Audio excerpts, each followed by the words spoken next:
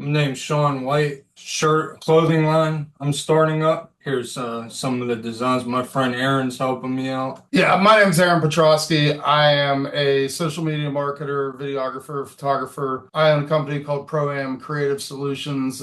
We provide social media marketing and boutique style marketing agency and advertising agency style services to various small businesses in the Pittsburgh area. I got hooked up with Sean through a mutual friend, and we're just helping him push his brand, I'm Bread Your Toast. I did fighting, like amateur MMA and kickboxing. And then this past year I had to fight in the bare knuckle league. I figured this time around I'd promote and made a shirt and promoted it and everybody liked it and coming up to me taking pictures of my design and stuff. And whenever I'd fight, I'd come out a loaf of bread too. Because back then they said I was too soft to fight, too nice. I didn't want to hurt guys and stuff, but did you have a movie recently or something? I'm always doing movies. I make my own stuff, so I can't be stopped. I write, direct, edit, and I do everything.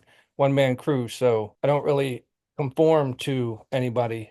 They can't stop me. It's a lot of work. And I actually went to the podcast. It's a way of sharing, kind of networking on like a low scale. And eventually get bigger. Yeah, like Well, I hopefully. Well, like I said, I don't even know how to promote. I'm a factory worker. I make a movie, get an idea, make a movie, and then put it out. Everybody always gets on me about, oh, you need to take it to film festivals. You need to do this and that. I'm on to the next one, man. And what's your fears when you step in that ring, man? my fighting, I took about 4 years off around 2021. I had major surgery. I had a tumor the size of a football in my chest. I was actually fighting with that for a while, like my whole life. It just kept getting bigger. A Bellator fighter, a real good fighter, one of the best in the world, a kickboxing match before I found out about the tumor, but he got me pretty good. He got me two spin kicks to the face. But if it would have hit me here, it would have killed me because it would have Oh shit. loaded that and then hit my heart. Took some time off after that because I was having head problems after getting kicked by him. After that, like a year later, my chest started hurting one night. I went to the hospital. I thought it was COVID. They found out it was a tumor the size of a football in my chest, like a Nerf football. You didn't know you had it for years? No, I'd fight and stuff. I thought I just had like asthma or something.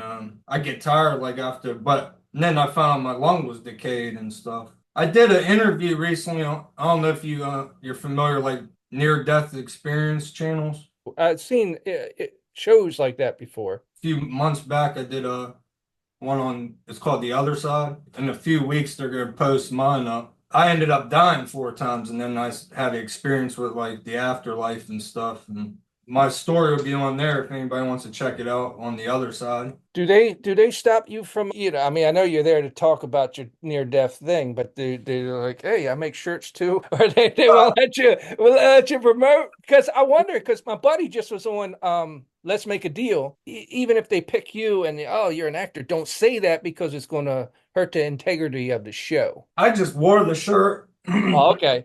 Yeah, they did mention that. No logos, and you're like, this is mine. And then in the description under the video to our website we're Oh, making okay. and my story to help people too, what like I overcame and been through and they're cool designs. For the fighting, which I think a lot of people would want to know, and I want to know, do you actually make a good living at that, or because I mean, you can get beat up and one hit could take you out. You know what I mean? So it's not like a really good career to where even if you're a good fighter, you mess up one time, make enough money, you kind of screwed. My trainer Adam, his friend too, Aaron's friend, that's how we met through my boxing trainer. But I would fight pretty much for like my mental health and stuff. I really wasn't looking to make a career out of it. I had all amateur fights, but I'm professional now. Are you getting back into it, or are you trying because of the fights and the injuries to kind of veer towards something else? I had a fight this year in Miami in the bare knuckle league, but I was training to fight at 155 weight class, a pro fight with no gloves on. They wanted me to fight a different fight at 185 instead of one. My weight class is 155. I wanted to get into that league, and I told them I'd fight anybody, so I accepted the fight and fought one of their top prospects at 185. In the video, I don't know if they messed up on accident. They said I was the heavier guy, but I wasn't. I fought him. It didn't end up too good. He was just too powerful. And then when I was getting hit in this, because I got half my lung missing and heart trouble too now. Yeah, so I was born that way. My heart's actually on the right side, and I got 1.5 lung. So every time I get sick and go to the hospital or to care first, they're like, "Let's take an X-ray." I was like, "It's a waste of time, man." The last time I had bronchitis, the technician was taking an X-ray, and she kept looking out like this. She was like, "Is there something wrong with you?" I said, "I told the doctor it's a waste of time." She was like, "Yeah, we would never know. Get out of here. Give him some antibiotics because it's deformed." hey, you were born with your heart on your other side. My heart actually moved over. I had 4 holes in my heart. It moved over. So I got an undeveloped lung on the right side. My heart's on the right side. It's very rare to be, they call it dextro something to where your heart's on there, but usually there's other things that are flipped. And mine wasn't. It's just my heart moved over. I say a pledge of allegiance like this. Wonder why you're doing it that way. Yeah, but the lung, the main issue, because every time I'm sick, they can't tell unless they do like a biopsy because it shows up as deformed. Yeah, I'm kind of screwed that way. Yeah, so you know, like doing, Yeah, you can feel it in your heart or even your breathing, your endorphin. right. Feels like somebody's sitting on your chest. Yeah, that's the perfect way to explain it. And I can imagine, you need that air and that energy, otherwise you're gonna get your ass knocked out. Yeah, so a lot of my fights too, I'd get like, I'd get tired quick, like after the first round. Is it good money or is it because I mean you got to train. Okay, I'm just looking at it realistically. Okay, you got to fight, you got to train, so you got all these weeks to train, but you got bills.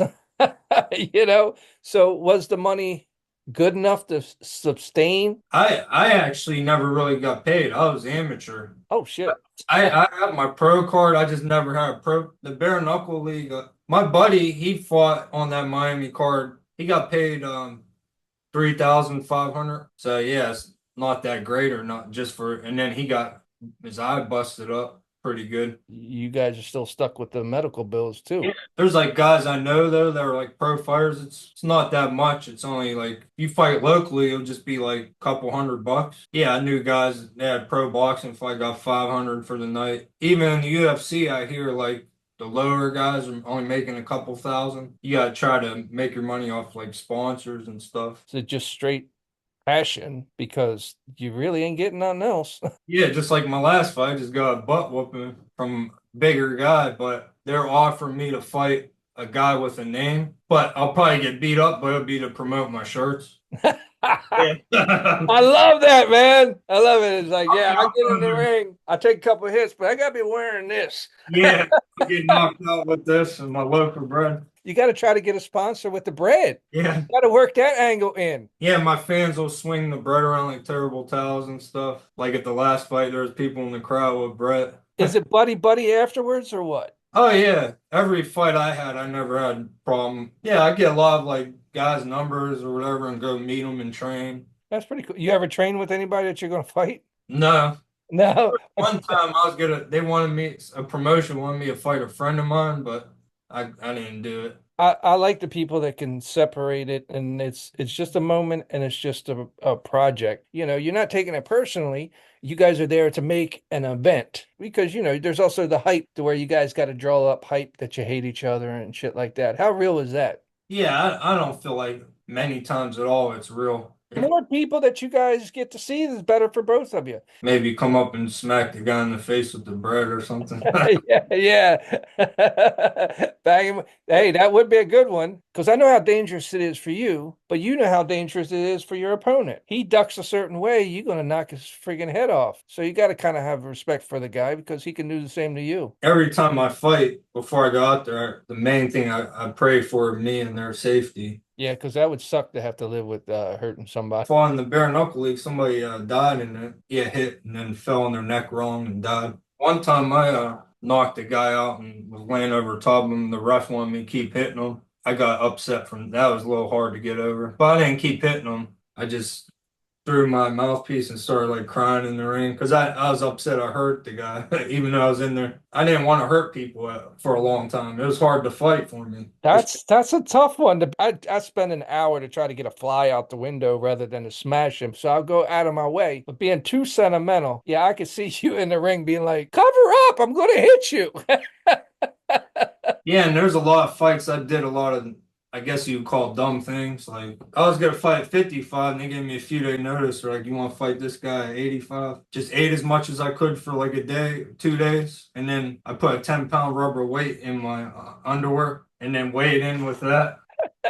Just to weigh in at 170 so I can be enough to fight him at 85. I was working night shift in Pittsburgh. There's a fight in West Virginia. I told them to push it to the first fight because I told them I got to work later at night. Fought the guy and then drove back from West Virginia to Pittsburgh and worked later at night. Damn, man. Luckily, I won that one pretty quick because bare knuckle, you can end a fight easily by cutting somebody. The same on the other side too, buddy. You know, you know. Like the last event of that, people had their teeth missing, faces look deformed. So there's a lot of risk in there. It's just I like the aspect too. You can grab like the head and dirty box people. For MMA, you can take people down to the ground. I was trying to get away from that really. I have more fun just standing up using my hands. Since it's more of a risk, is it more of a pay for the bare knuckle than the other one? They pay good actually, bare knuckle. Yeah, and I knew that it's a higher up league, so I could get some exposure there too. Did you ever lose but be like proud of your performance? Back in the day, there was fights where, like I said, I didn't want to hurt people, and I just let them take me down and hold my arm up or something. That happened like twice, maybe. I was proud because I know in my heart I gave it my all, just like you, I'm sure, with your movies. Yeah, and I trained my best I could for it and put a lot of dedication in. Something I was wanting to tell you about the movie stuff too. That's how like I met through you because a friend of mine said I got a cool look to me, like all the tattoos and stuff, looking for opportunities with filming and stuff. I don't know if it came out yet. It was called Strange Angels he was working on. That was my first one I did. I came out like a boxing scene, going out to the ring, and then second shot I did was Mayor of Kingstown. I was involved in like a scene where the warden was getting killed. And then the coolest thing I almost had happen was the new Superman movie. They contacted me, the casting director. They wanted me to have a featured role in that, even though I didn't have acting experience. They had me fill out non-disclosure stuff, and they had me get a form on my tattoos.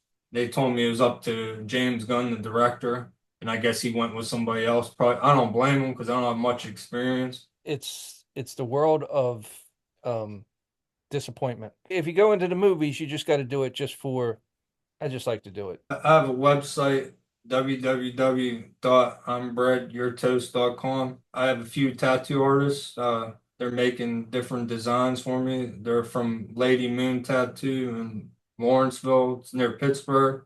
But then I'll have Instagram and everything too on the website. Everybody can check out. Yeah, we're gonna have all kind of different cool designs and yeah, appreciate it. Like Advertisement is what we all need.